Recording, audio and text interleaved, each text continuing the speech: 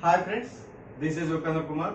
So ఈరోజు మనం చెప్పుకోబోయే topic structure of metals. So engineering metals లేదా మెటీరియల్ సైన్స్లో basic topic structure of metals. దాని గురించి ఈరోజు మనం చెప్పుకుందాం.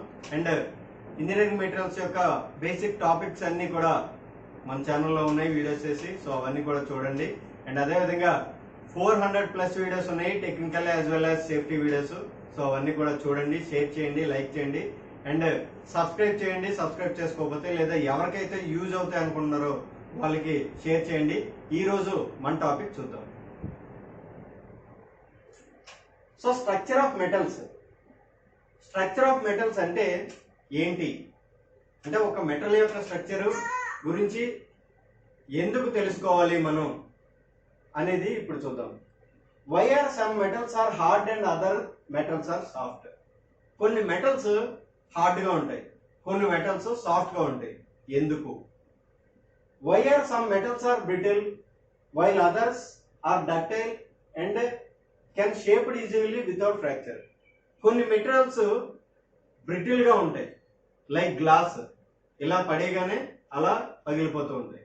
అలా కాకుండా కొన్ని మెటీరియల్స్ డక్టైల్గా ఉంటాయి, అంటే లైక్ ఐరన్ తీసుకుంటే ఐరన్ రాడ్ తీసుకొని జస్ట్ ఎలా పడితే అలా మనం దాన్ని వంచుకోవచ్చు వితౌట్ ఫ్రాక్చర్ అవ్వకుండా.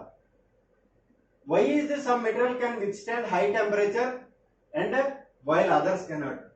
కొన్ని మెటల్స్ టెంపరేచర్ ఎక్కువ విత్స్టాండ్ చేసుకుంటాయి, హై టెంపరేచర్ ని విత్స్టాండ్ చేసుకుంటాయి.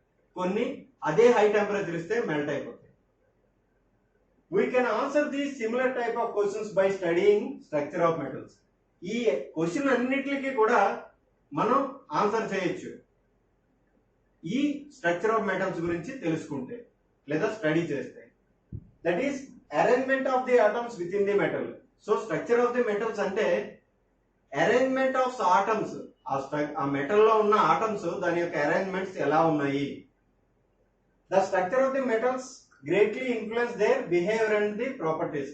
సో ఎప్పుడైతే ఈ ప్రాపర్టీస్ కానీ లేదా దాని బిహేవియర్ కానీ దాని ఇన్ఫ్లుయెన్స్ కానీ ఇవన్నీ దేని మీద డిపెండ్ అయ్యి ఉంటాయి అంటే ఆ మెటల్ యొక్క స్ట్రక్చర్ మీద, ఆ స్ట్రక్చర్ ఎలా ఉంది అనే దాని మీద ఆధారపడి ఉంటాయి. A knowledge of structure guides us controlling and predetermined behaviour and performance of the metal in various manufacturing process. So ఇది స్ట్రక్చర్ ఆఫ్ మెటల్స్ గురించి మనం ఎందుకు తెలుసుకోవాలి అంటే, మనం డిఫరెంట్ ప్లాంట్ లో చేస్తూ ఉంటాము, డిఫరెంట్ ఎక్విప్మెంట్ల దగ్గర చేస్తాము, డిఫరెంట్ మెటీరియల్స్ తో హ్యాండిల్ చేస్తూ ఉంటాము. సో అలాంటప్పుడు దాని యొక్క బిహేవియర్ ఎలా ఉంటుంది అనేది ఒక ప్రీ డిటర్మైన్డ్ వచ్చి దాని అప్లికేషన్స్ ని ఎఫెక్టివ్ గా ఎలా యూజ్ చేసుకోవాలి, కరెక్ట్ గా ఎలా యూజ్ చేసుకోవాలి అనే దాన్ని మనం తెలుసుకోవడం కోసం ఈ స్ట్రక్చర్ ఆఫ్ మెటల్స్ గురించి మనం తెలుసుకోవాలి. సో స్ట్రక్చర్ ఆఫ్ మెటల్స్ అంటే ఆటమ్స్ స్ట్రక్చర్ ఎలా ఉంది, అందులోని ఆ మెటల్ లో ఎలా అరేంజ్మెంట్ అయ్యి ఉంది ఆటమ్స్ అన్ని కూడా. సో దాని గురించి మనం తెలుసుకుంటే మనం స్ట్రక్చర్ ఆఫ్ మెటల్స్ గురించి తెలుసుకున్నట్టే. Next, so structure of metal లో understanding the structure of metals also allows predict the properties. So ఆ స్ట్రక్చర్ ఆఫ్ మెటల్స్ ఎలా ఉంది అనే దాన్ని అర్థం చేసుకున్నా సరే మనకి ఆ ప్రాపర్టీ అవి ఎలా బిహేవ్ చేస్తాయి ఏంటి అనేది కూడా తెలుస్తుంది. This help us make appropriate section for specific applications use particular external environmental conditions such as force and temperatures. So ఎప్పుడైతే మనకి ఒక అవగాహన వచ్చిందో ఆ మెటీరియల్ మీద లేదా ఆ మెటల్ మీద, సో మనం ఒక ప్రిడిక్షన్ చేయొచ్చు. సో అక్కడ కరోజన్ ఎలా ఉంటుంది, ఆ మెటల్ తట్టుకుంటుందా లేదా, ఆ టెంపరేచర్ ఎలా ఉంటుంది దాన్ని తట్టుకుంటుందా లేదా. సో ఇలాంటివన్నీ కూడా మనం ప్రిడిక్ట్ చేయొచ్చు అండ్ ఆ అప్లికేషన్స్ ని కరెక్ట్ గా యూజ్ చేసుకోవచ్చు.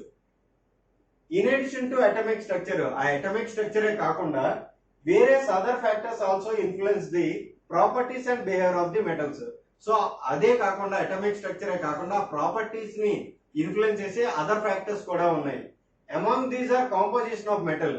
ఆ మెటల్ కాంపోజిషన్ ఏంటి, impurities and vacancies in atomic structure. So ఆ అటామిక్ స్ట్రక్చర్ ఉన్నప్పుడు అందులో ఇంప్యూరిటీస్ ఏమన్నా ఉన్నాయా, ఇంప్యూరిటీస్ ఉంటే మళ్ళీ దాని యొక్క ప్రాపర్టీ మారిపోతుంది. అండ్ అదేవిధంగా వేకెన్సీస్, ఏవైనా చిన్న ఖాళీలు ఉన్నాయా, సో అప్పుడు కూడా దాని యొక్క స్ట్రక్చర్, దాని యొక్క ప్రాపర్టీ ఇవన్నీ కూడా మారిపోతూ ఉంటాయి. Next grain size. So atoms యొక్క ఆ గ్రెయిన్ సైజ్ ఎలా ఉంది, పెద్దది ఉందా, చిన్నది ఉందా, సో అలాగా. నెక్స్ట్ గ్రెయిన్ బౌండరీస్, దాని యొక్క గ్రెయిన్ బౌండరీస్ ఎలా ఉన్నాయి, ఆటమ్స్ యొక్క grain boundaries. Next environment. So environment ఎలా ఉంది, మనం యూజ్ చేసి ఆ ప్లేస్ లో ఎన్విరాన్మెంట్ బట్టి. Next size and surface condition of the metal, దాని యొక్క సైజ్ ఏంటి, పెద్ద మెటలా, చిన్న మెటలా, అండ్ దాని యొక్క సర్ఫేస్ కండిషన్ ఎలా ఉంది of the metal, and the methods by and allowing of made in the use of products. So in case అలా ఏమైనా యూజ్ అయితే మనం ఏదైనా ఎలాయ్ దానికి యాడ్ చేసుకొని మనకు కావాల్సిన ప్రాపర్టీ మనం రప్పించుకొని మనకు కావాల్సిన విధంగా మనం యూజ్ చేసుకోవచ్చా, ఇవన్నీ కూడా ఆ ప్రాపర్టీస్ ని ఇన్ఫ్లుయెన్స్ చేస్తాయి. సో అందుకోసం మనం ఈ స్ట్రక్చర్ ఆఫ్ మెటల్స్ గురించి బాగా తెలుసుకోవాలి. నెక్స్ట్, సో ఇప్పుడు depending upon the internal arrangement of atoms, ఆ ఇంటర్నల్ అరేంజ్మెంట్ ఆఫ్ ఆటమ్స్ బట్టి అవి the solid materials are divided into crystalline and amorphous solids. So ఆ సాలిడ్ మెటీరియల్స్ ఈ ఇంటర్నల్ అరేంజ్మెంట్ బట్టి 2 టైప్స్ గా డివైడ్ చేశారు.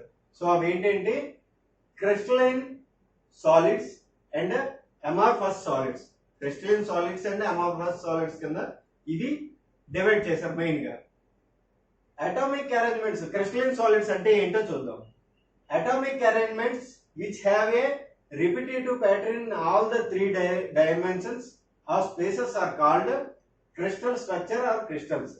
సో ఎప్పుడైతే మనకి ఆ ఆటమ్ స్ట్రక్చర్ ఉందో ఆ ఆటమ్ స్ట్రక్చర్ ఏంటి, which have repetitive pattern all the 3 patterns.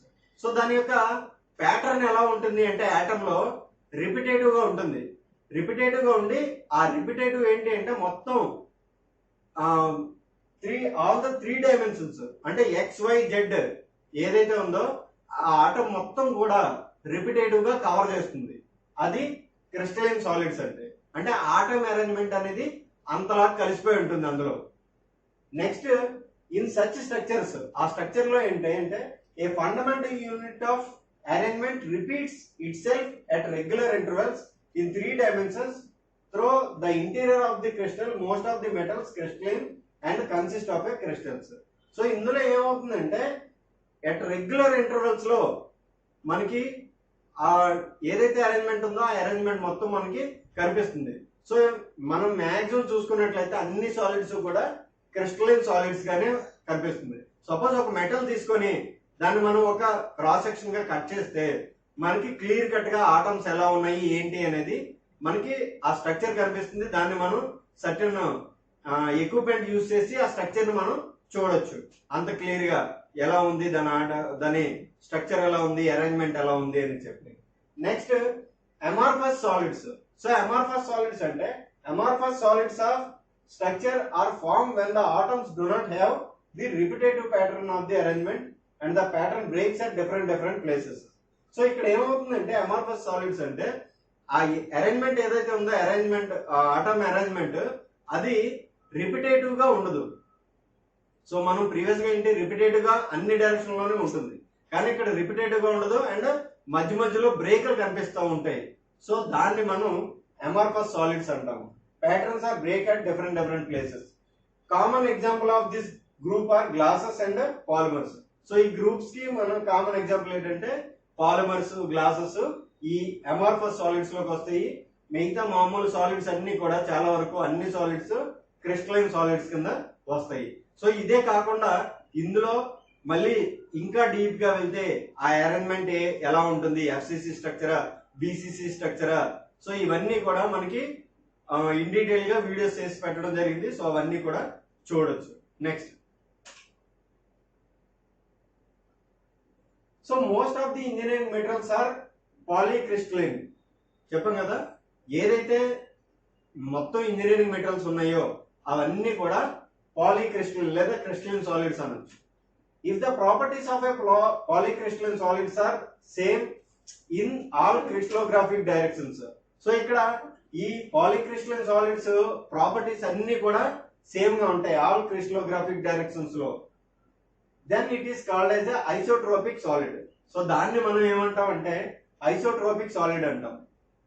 If the properties of a polycrystalline solid, ఒక polycrystalline solid properties are same in all crystallographic directions. So అన్ని డైరెక్షన్ లో కూడా సేమ్ గా ఉంటాయి అదే ప్రాపర్టీ, దాన్ని మనం ఐసోట్రోపిక్ సాలిడ్ అంటాం.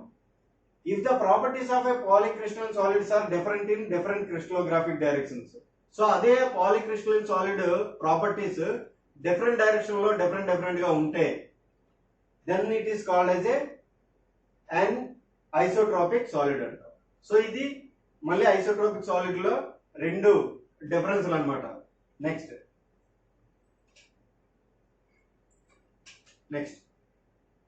సో ఇది బేసిక్ గా స్ట్రక్చర్ ఆఫ్ మెటల్స్ అంటే ఏంటి, దాని గురించి మనం ఎందుకు తెలుసుకోవాలి, అండ్ అందులో ఉన్న టూ టైప్స్ ఏంటి అనేవి మనం తెలుసుకున్నాము. అండ్ అదేవిధంగా దాని యొక్క టైప్స్ కూడా మనం తెలుసుకున్నాము. And FCC structure, BCC structure, ఆ ఇంటర్నల్ అరేంజ్మెంట్ ఎలా ఉంటుంది, ఆటమ్స్ యొక్క అరేంజ్మెంట్ అనేది కూడా వీడియోస్ చేస్తున్నాయి మన ఛానల్లో.